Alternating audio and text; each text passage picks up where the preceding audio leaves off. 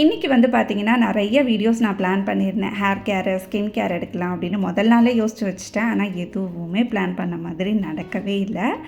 இன்றைக்கி அமாவாசை வேறு இல்லை, அதனால் காலையிலே கொஞ்சம் குக்கிங்லாம் நிறையா இருந்துச்சு. அதெல்லாம் பண்ணிகிட்டே இருக்கும்போதே ஒரு மிஸ்டேக் பண்ணிட்டேன். என்ன அப்படின்னா, இன்றைக்கி பச்சரிசி தான் எப்பயுமே வடிக்கணும். அது ஞாபகம் இல்லாமல் ஆஃப் பாயில் ரைஸ் ஊற போட்டேன். ஆஃப் பாயில் தான் எனக்கு பிடிக்கும். பச்சரிசி வந்து அவ்வளோவா எடுத்துக்க மாட்டோம். அமாவாசை அன்றைக்கி மட்டும்தான் சமைப்பேன்.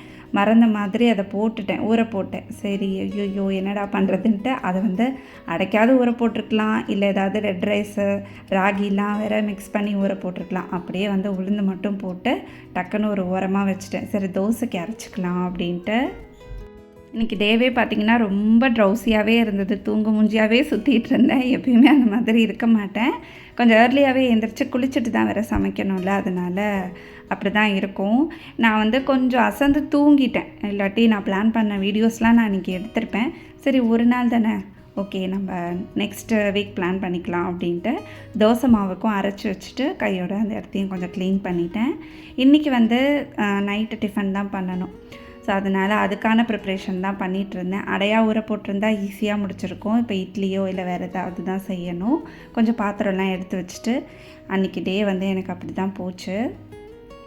தக்ஷுக்குட்டியை போய் நான் கூட்டிகிட்டு வந்து ஒரு ½ அன் ஹவரில் வந்து மித்தனும் வந்துடுவான். ஸோ வந்தவுடனே 2 பேரும் பசி பசின்னு சொல்லுவாங்க. அவங்களுக்கு ஏதாவது செஞ்சு கொடுக்கணும். அப்புறம் அப்படியே ரொட்டீன் வந்து நமக்கு இழுத்துகிட்டே தான் போகும். ஸோ அவங்க ஸ்கூலுக்கு போகிற அந்த டைம் கொஞ்சம் நம்ம ரெஸ்ட் எடுத்துக்கலாம்.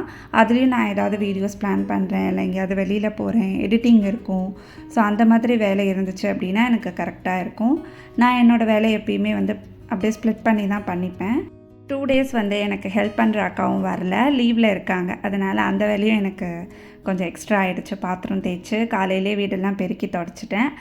நான் எப்போ வந்து லாங் வீடியோ போஸ்ட் பண்ணாலும் அதோட ட்ரெஸ் டீட்டெயில்ஸ் வந்து நீங்கள் கேட்பீங்க, எங்கே வாங்கினீங்கக்கா அப்படின்ட்டு. ஸோ நான் போடுறது எல்லாமே கொஞ்சம் சிம்பிளாக தான் இருக்கும். ரொம்ப கிராண்டாலாம் நான் என்கிட்ட இல்லை, வச்சுருக்க மாட்டேன். அப்பப்போ நான் வாங்குறத அப்படியே நான் யூஸ் பண்ணிப்பேன். அப்படி தான் ஒரு 2-3 தான் நான் எடுத்து வச்சுருப்பேன். டெய்லி வேர் தான் நான் எப்பயுமே நிறையா வாங்குறது. இதெல்லாம் 300 ருபீஸ் அந்த மாதிரி தான். எங்கள் வீட்டு பக்கத்தில் ஒரு ஷாப் இருக்குது. அந்த ஷாப்பில் வந்து 399 அந்த மாதிரி ஆஃபர் போடுவான், 299 அந்த மாதிரி.